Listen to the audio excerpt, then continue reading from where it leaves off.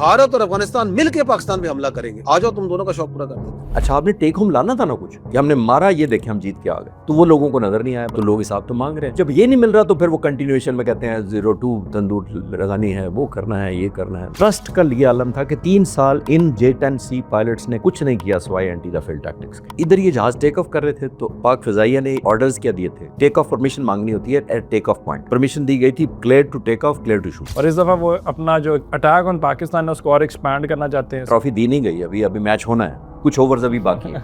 ये जंग नहीं होती कि स्टैंड लोन सारे जहाज उठे, कोई किसी को नहीं बता रहा, कोई किसी को प्लान नहीं है, कोई किसी को म्यूचुअल सपोर्टिव नहीं है कि जो अपने आप को ना बचा सके फिर उसने बाकियों को क्या बचाना। क्योंकि दो तरफ से खतरा था, एक तरफ से नहीं था सिर्फ। एक पाकिस्तान की बहरिया बड़ी अलर्ट थी, पाक फिजाइया का डेडिकेटेड प्रोग्राम था एक्सक्लूसिव टू हिट विक्रांत। आप तो भी कह रहे थे आपने पानी से हमला करना है। मैं एयरफोर्स में रहते हुए जब जितनी वॉर गेमिंग करता था, हमें समझ नहीं आती थी कि विक्रांत किस लिए है, ना वो लाइबिलिटी है ना वो एसेट है। पाकिस्तान एयरफोर्स का सबसे बड़ा स्ट्रैटेजी मैं उनको बता देता हूँ, they train like they have to fight and they fight like they have to train. ये देखिए, राफेल दुनिया का बड़ा कामयाब जहाज है, बड़ा डेंजरस जहाज है, लेकिन क्या हो गया, एक आपकी ट्रेनिंग डेफिनेटली मैटर करती है, दूसरा आपने देखना होता है कि आपने एम्प्लॉय कैसे किया। मान ले तो ज्यादा जल्दी, अगर आप कवर करते रहेंगे तो you never learn. MiG-21, why were those planes grounded? आधे से ज्यादा फ्लीट इनका क्रैश हुआ है। इस जहाज को इसीलिए कहा जाता था ये विडो मेकर है या फ्लाइंग कॉफिन। आप अच्छा लड़े, ये थोड़ा सा और ज्यादा अच्छा लड़े। PF versus IF, 6 name.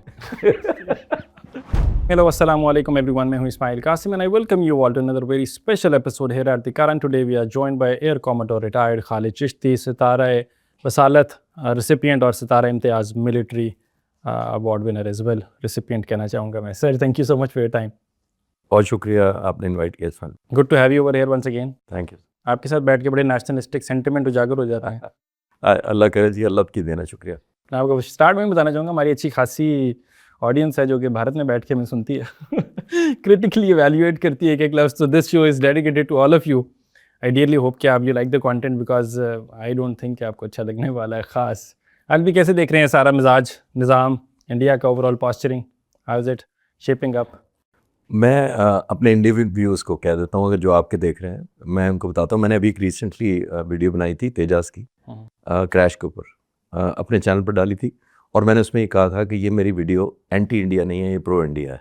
अच्छा, ठीक है। मैं इसलिए कर दूँ, वो मैंने यूँ कहा था कि जो मैं नुक्ते बताने लगा हूँ एज एविएशन एक्सपीरियंस कह लो या एक्सपर्ट अगर कोई लोग मानते हैं, या मेरा बैकग्राउंड जो है, मैंने उस तरह ऑफर किया था, और इसमें कोई क्रिटिसाइज मैंने नहीं किया था। जाहिर जब भी कोई एक्सीडेंट होता है तो आप क्रिटिसाइज नहीं कर सकते। अब क्रिटिसाइज किया, मैंने सबसे पहले कंडोल किया था। ऐसे ही 100%। मैंने कहा कि एक डेथ हुई है, this is a human tragedy. Human tragedy. और मेरी पाक फिजाइया में बात हुई थी सीनियर लीडरशिप से, उनकी तरफ से मैंने कंडोल किया था। तो मैंने कहा था ये प्रो इंडिया सेंस में कि मैं ऑब्जेक्टिवली बताऊंगा कि क्या पॉसिबल गलत हुआ। मेरे पास सवाल तो आ रहे हैं, लेकिन वैसे ऑब्जेक्टिवली क्विकली अगर तेजाज से ही हम स्टार्ट कर लें तो क्या मशवरा क्या दिया उनको आपने वैसे, या अगर देना चाहेंगे क्या? देखिए, इसमें मशवरा मैं नहीं देने वाला, लेकिन जो मुझे लूप होल नज़र आए as a student of air power, वो मैंने सजेस्ट किए थे। वही सबसे बड़ा उनका ये था कि इन्होंने 1985 में जहाज़ कंसीव किया था, 40 साल पहले बनाना। 40 साल में आज 40 जहाज़ हैं सिर्फ इनके पास। फाइटर जेट ऑलमोस्ट हर साल ऑलमोस्ट ऑब्सलीट होता है जब तक आप अपग्रेड ना करें, बिकॉज इसमें सैकड़ों नहीं तो दर्जनों कंप्यूटर लगे होते हैं। ठीक है। अगर आप अपग्रेड नहीं करेंगे वेपन्स को, उसके रेडार्स को, उसकी रेंजेस को, फाइन ट्यूनिंग, इंटीग्रेशन, इंजन, तो ये ऑब्सलीट हो जाता है। अब 40 साल में 40 जहाज़ कैसे? हमने 30 सालों में 1995 में JF-17 थंडर शुरू किया था, 30 सालों में 200 जहाज़ है। तो कंपेयर द टू। तो मैंने उनसे कहा था, सबसे बड़ा उनका प्रॉब्लम ये था कि हिंदुस्तान एरोनॉटिकल लिमिटेड जो उनकी कंपनी बनाती है, ये एक प्राइवेट या गवर्नमेंट ओन्ड कंपनी है। इंडियन एयरफोर्स का कोई ताल्लुक नहीं है। JF-17 एयरफोर्स खुद बनाती है हमारी, ये बड़ा फ़र्क। वहाँ बहुत लंबे ब्यूरोक्रेटिक चेन है। इंडियन एयरफोर्स खुद कहती है कि हमें एक पॉलिटिकल प्रोडक्ट नहीं चाहिए, हमें एक फ़ाइटर जहाज़ चाहिए। उनके एयरफोर्स चीफ कहते हैं कि मुझे इतबार नहीं है हिंदुस्तान एरोनॉटिकल लिमिटेड पर, हाल पर। तो जिस मुल्क की एयरफोर्स ने क्लाइंट है, क्लाइंट बनना है, सबसे बड़ी पोटेंशियल बायर है, यूज़र है, एम्प्लॉयर है, वही कहता है कि मुझे आप पे एतबार भी नहीं है, और आपके मुझे स्पीड पे भी इतराज़ है, मुझे आपकी डिलीवरी पे भी इतराज़ है, आपके प्रोमिसेस मीट नहीं होते। एक बात। एक और टेक्निकल मैं क्विक कवर करूं, इस जहाज़ को पहले डिज़ाइन किया गया था कि इंजन और एयरफ्रेम सारा इंडिया में बनेगा। बाद में वो नाकाम हुए, हिंदुस्तान एरोनॉटिकल कंपनी जो थी वो नाकाम हुई, इंजन फिर उन्होंने अमेरिका से लिया। जब तक इंजन लिया तो वो एयरफ्रेम बन चुका था। उसकी इंटीग्रेशन का प्रॉब्लम हुआ, हार्मोनाइजेशन का हुआ, वाइब्रेशंस का हुआ, स्लो स्पीड हैंडलिंग का मसला हुआ कि इंजन की वाइब्रेशन आती थी, इंजन की वजह से नहीं, क्योंकि आपने डिज़ाइन उस तरह नहीं किया था। डिज़ाइन पहले हो गया था, इंजन तो बाद में आया। तो ये लॉन्ग हिस्ट्री है।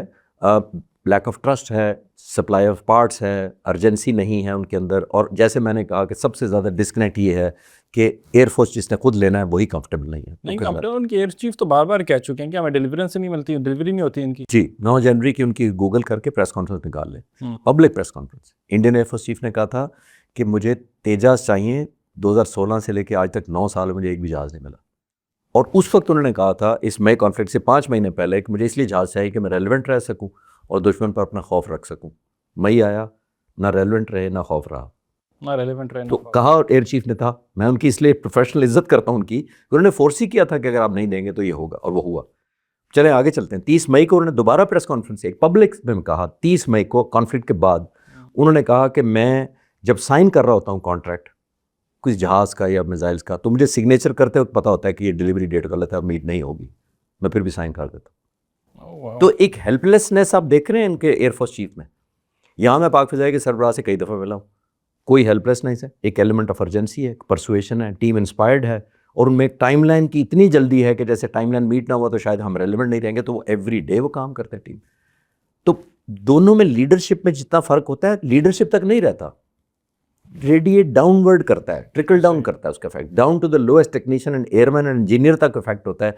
जब उनको पता लगे कि मैं हेल्पलेस नहीं हूँ, मेरा तो एयरफोर्स चीफ भी हेल्पलेस है, तो अगर चीफ हेल्पलेस होगा तो बाकियों ने क्या ही कर लेना। Exact. And it was very visible May conflict की अगर हम बात करें, जहाँ पे हमने डाउन की इंडिया के 7 तैयारे, 4 रफेल्स और 3 दूसरे, तो उसके अंदर इट वाज वेरी ऑब्वियस, और उसके बाद भी उनकी हेल्पलेसनेस तो विजिबल थी। जी। जब रफेल्स की अगर हमने जिक्र किया तो हमने तेजाज का उनका हवाला किया कि तेजाज का क्या इश्यूज़ हैं। रफेल्स के हवाले से डू यू थिंक कि उसके अंदर तो हमने पहले डिस्कस किया है कि रफेल एज अ तैयारा इटसेल्फ में तो कोई इशू नहीं हो सकता।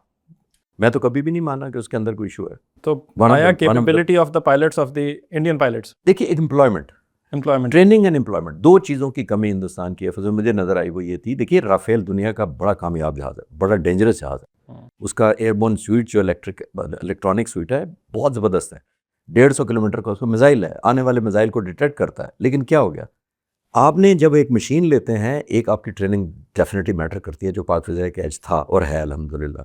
दूसरा आपने देखना होता है कि आपने एम्प्लॉय कैसे किया। एम्प्लॉय का मतलब ये है कि इंटीग्रेट दूसरों से कैसे किया।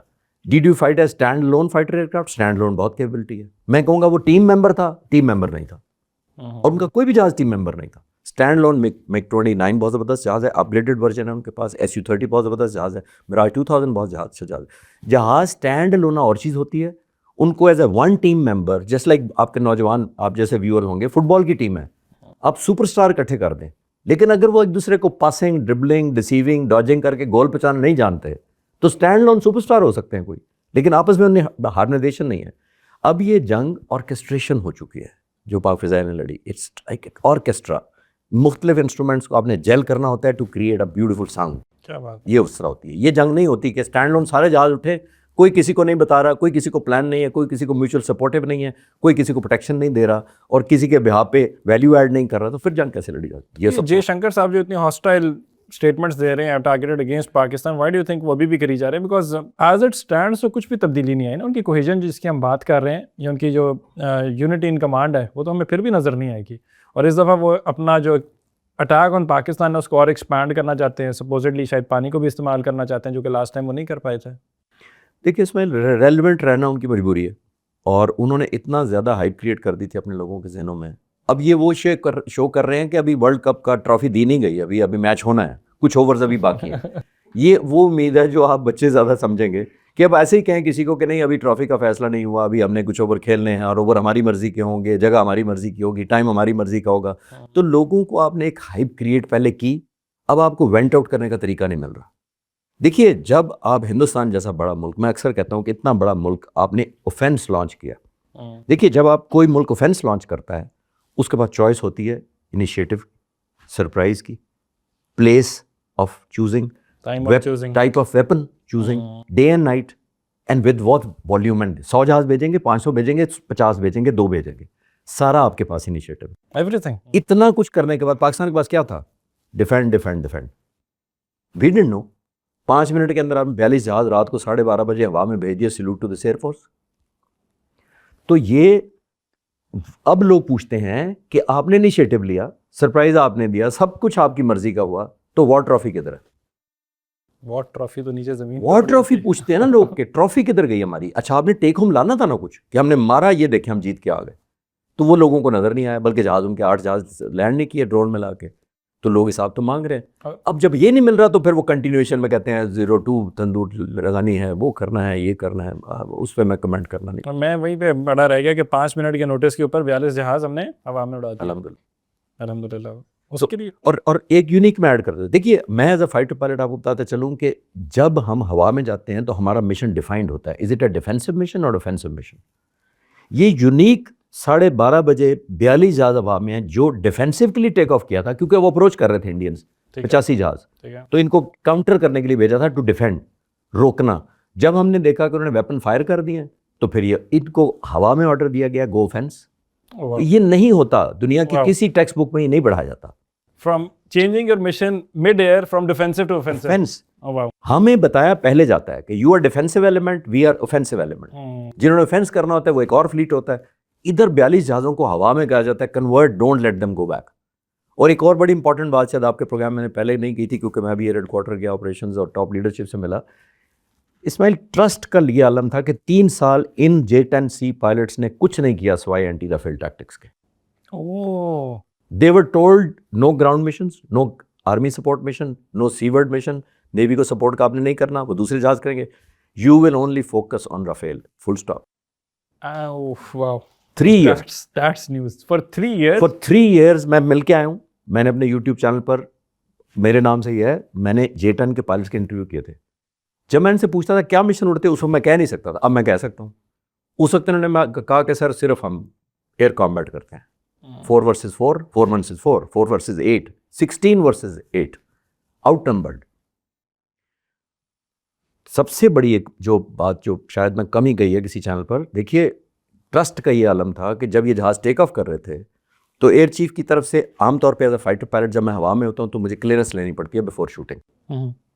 ठीक है कि मैंने लॉक कर लिया, क्लियरेंस टू शूट, नीचे से ऑर्डर आता है या क्लियरेंस मिलती है, क्लियर टू शूट। इधर ये जहाज़ टेक ऑफ कर रहे थे तो पाक फ़िज़ाइया ने ऑर्डर्स क्या दिए थे, टेक ऑफ परमिशन मांगनी होती है at take off point, permission to take off. Permission दी गई थी clear to take off, clear to shoot. Clear to take off, clear to shoot. वाह। तो ये वैसे नहीं आता, ये वैसे नहीं, ये 3 साल का म्यूचुअल ट्रस्ट था दोनों तरफ। एयर चीफ को भी पता था कि जो मैंने तरबियत करवाई हुई है आज के दिन के लिए कराई हुई है, अगर मेरे से क्लियरेंस मांगी, दूसरी तरफ से भी BVR है, हो सकता है अपॉर्चुनिटी मिस हो जाए। देखिए ये लॉक करके आप किसी को रख तो नहीं सकते ना, ताला मार के अंदर रख लिया आपने किसी, वो फ्लीटिंग अपॉर्चुनिटी है, हवा में उड़ रहे हैं, मूव कर रहे हैं, लॉक ब्रेक कर रहे हैं, मूव अवे कर रहे हैं, एंटी जैमिंग कर रहे हैं, काउंटर कर रहे हैं फिर उसका। तो टैक्टिक्स जब ऐसे हो रहे होते हैं तो then you do not get time to get a call कि सर क्लियरेंस, वो सर जब तक क्लियरेंस मिले वो निकल जाए। तो इतना कॉन्फिडेंस था पाक फ़िज़ाइया को इन पायलट्स के ऊपर, दुनिया में नहीं होता। मैंने नहीं कभी अपने पूरे करियर में देखा था कि मुझे कहा जाए कि टेक ऑफ के बाद clear to shoot, don't ask permission. इससे ज़्यादा ट्रस्ट और कॉन्फिडेंस और ट्रेनिंग अल्हम्दुलिल्लाह अल्लाह के ब्लेसिंग के बाद आई थिंक लीडरशिप को टैट जाता है। अल्हम्दुलिल्लाह। How do you fight this? I mean, मैं to all my Indian friends who are listening and watching, मुझे तो सुन के गूज़बम्प्स आ रहे हैं। तो आई मीन हमेशा से सुना यही है, फिल्मों में भी यही दिखाया, ये टू टेक ऑफ।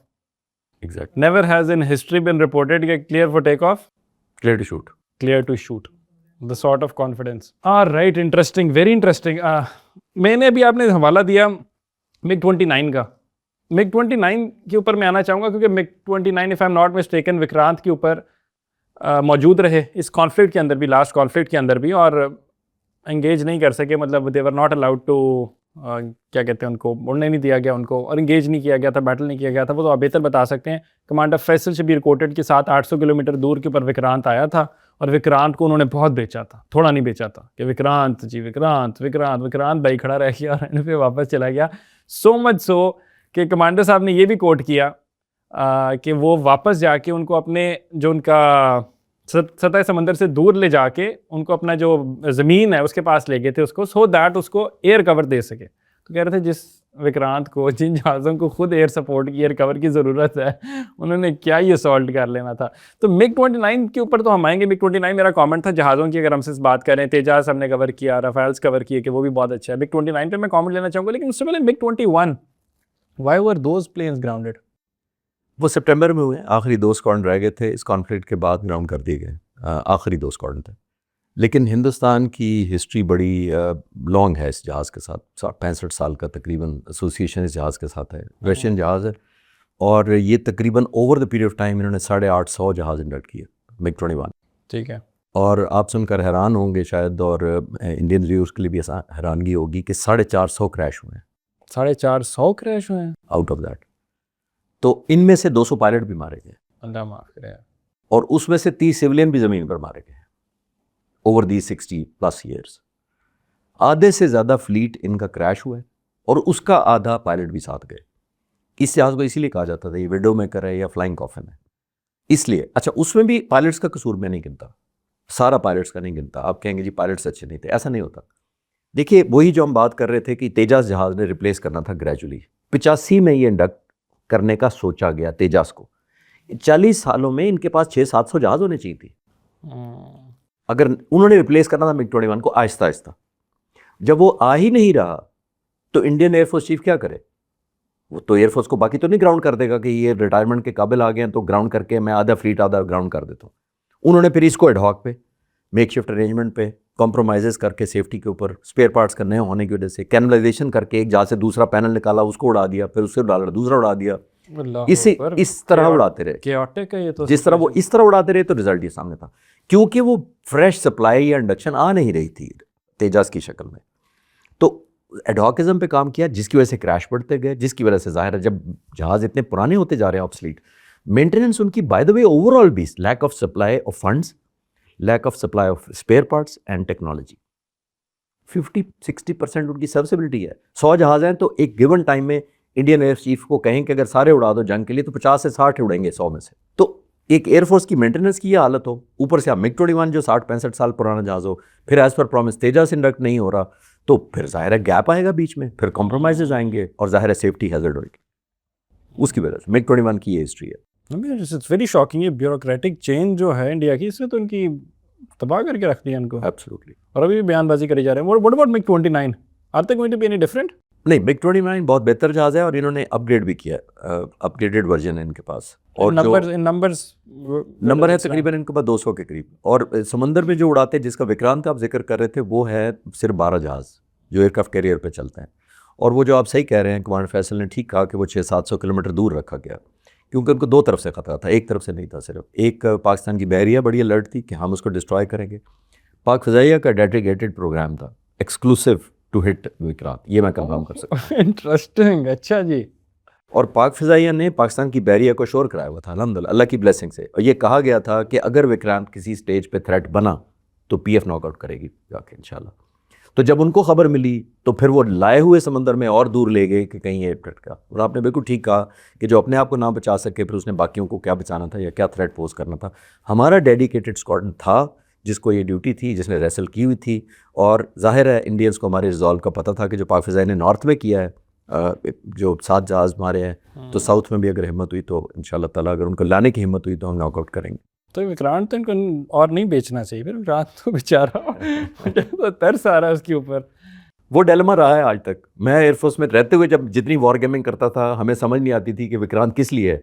ना वो लाइबिलिटी है ना वो एसेट है, ना मतलब दरमियान में कन्फ्यूजन है कि बल्कि लाइबिलिटी ज़्यादा है, क्योंकि जिसको आप ला ही ना सके, जिसको लाइबिलिटी ज़्यादा है, जिसको आप ला ही ना सके वो लाइबिलिटी होती है। और नैरेटिव मेकर भी है भाई, नैरेटिव तो बेचते हैं वो लोग। हाँ, ये है, लोग बड़े खुश रहते हैं उनके, वाह जी वाह विक्रांत आ गया। जी एग्जैक्टली। वो वही बैरी बेड़ा आ रहा है और वो पता नहीं क्या कर देगा, तो वो लाने की हिम्मत नहीं हुई, क्योंकि डिसीजन मेकर जो असल हैं उनको पता है कि लाने की प्राइस टैग बहुत हाई है। आपने एक चीज़ अभी बीच में बोली, अगेन गूज़बम्प्स वाली, आपने कहा कि हमारी एयरफोर्स को इट्स अ टारगेट था कि विक्रांत नेड़े आया ठोक देना। अल्हम्दुलिल्लाह, इंशाल्लाह। भाईजान आप तो भी कह रहे थे आपने पानी से हमला करना है। चलिए, तो पानी से हमले का प्लान बाकायदा बना रहे हैं जाके, और हमारे यहाँ पे अलर्ट बैठे जवान बैठे, उनको पता मौजूद है। वो एक्सरसाइज भी इन्होंने इसलिए की थी त्रिशूल नाम की। त्रिशूल नाम की। और शायद आपको हैरत होगी कि शिवा नाम कहाँ से आया।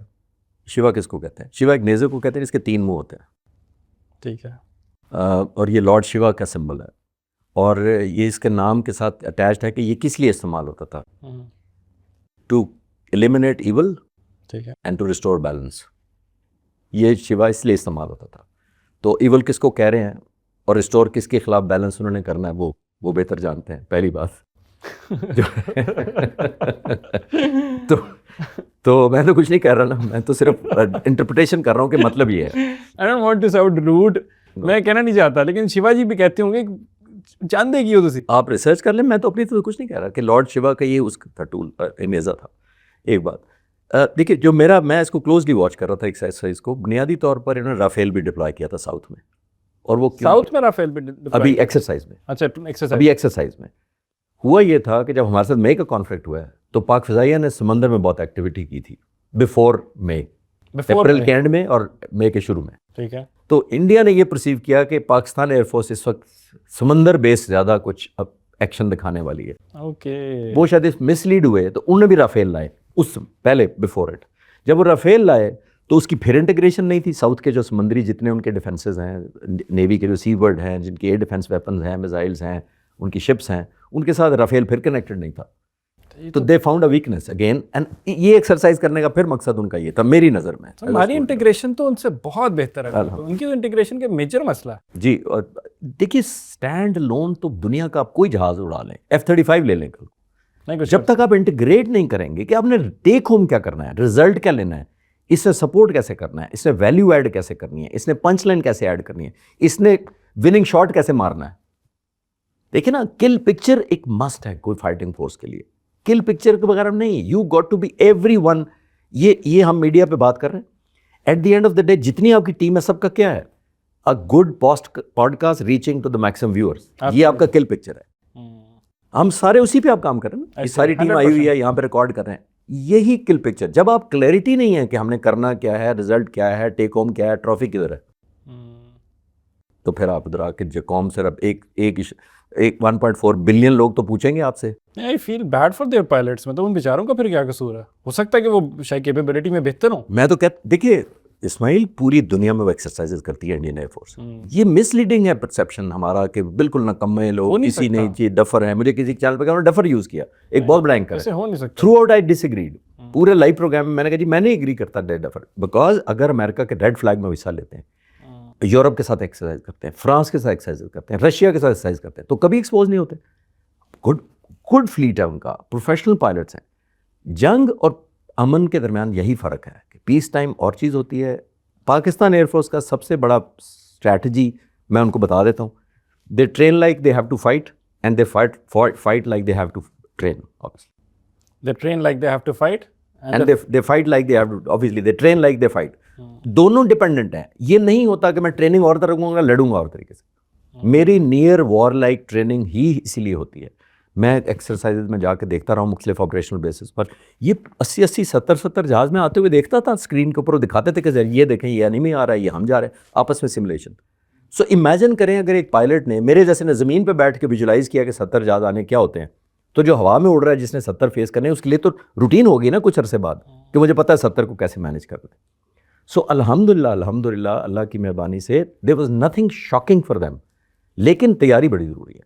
और मैं बिल्कुल इंडियन एयरफोर्स को अंडररेट नहीं करता, मैं उनको प्रोफेशनल गिनता हूँ, मैं उसकी रिस्पेक्ट करता हूँ, और मैं कहता हूँ आपसे आप अच्छा लड़े, ये थोड़ा सा अच्छा लड़े, और ज़्यादा अच्छा लड़े।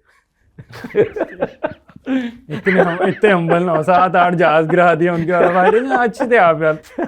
पूरी दुनिया में राफेल के शेर गिरा दिए, उनके इजरायली ड्रोनों के शेर गिरा दिए, तबाह SU-400 तबाह करवा दिए। कहने नहीं आप ये अच्छा, इतना अच्छा नहीं था। नहीं, मैं you are being modest. No, मैं अभी अगस्त में गया था अमेरिका, कनाडा के विजिट पे गया था, वहाँ कुछ मेरे इंटरव्यूज हुए। उधर एक जर्नलिस्ट थे हरप्रीत सिंह साहब, उन्होंने चैनल के लिए किया, पंजाबी में इंटरव्यू किया मेरा कनाडा में। अच्छा। तो उन्होंने जब मैंने ऐसी बातें कही यही वाली, तो उन्होंने कहा पंजाबी में कहा कि साड़ी एयरफोर्स इतनी पैड़ी है। मैंने उनसे कहा नहीं, ताड़ी एयरफोर्स बिल्कुल पैड़ी नहीं है, आपकी एयरफोर्स बिल्कुल पैड़ी नहीं है, आपकी एयरफोर्स अच्छी है। सिर्फ मैं कह रहा हूँ कि उनसे कोई गलतियाँ हुई हैं, और वो मेरे ख्याल रिपीट करेंगे, मान के आगे चले। मैंने कहा मान लें तो ज़्यादा जल्दी है, अगर आप कवर करते रहेंगे तो यू नेवर लर्न। देखिए नेल्सन मंडेला ने कहा था, I never lose, I either win और लर्न, आई ईदर विन और learn, either win or learn. या आई नेवर लूज। मुझे so if you follow Nelson Mandela कि यार आप लूज छोड़ दें, आपके यहाँ हम जीते। इनको नेल्सन मंडेला नहीं याद होगा, इनको मोहम्मद रिजवान हमारा क्रिकेटर याद कराते हैं, या तो विन है या तो लर्न है। मुझे तो वो याद आ गया। So finally very interesting conversation. Before closure जाने से पहले F-35 का भी जिक्र आया, just for the sake of it. F-35 की कैपेबिलिटीज बाकी जहाज़ों के एतबार से कैसी है? देखिए अमेरिका के 2 जहाज़ हैं जो स्टेल्थ हैं, 5th जनरेशन F-35 और F-22 रैप्टर। Su-57 रशिया का है, चाइना के J-20 और J-35।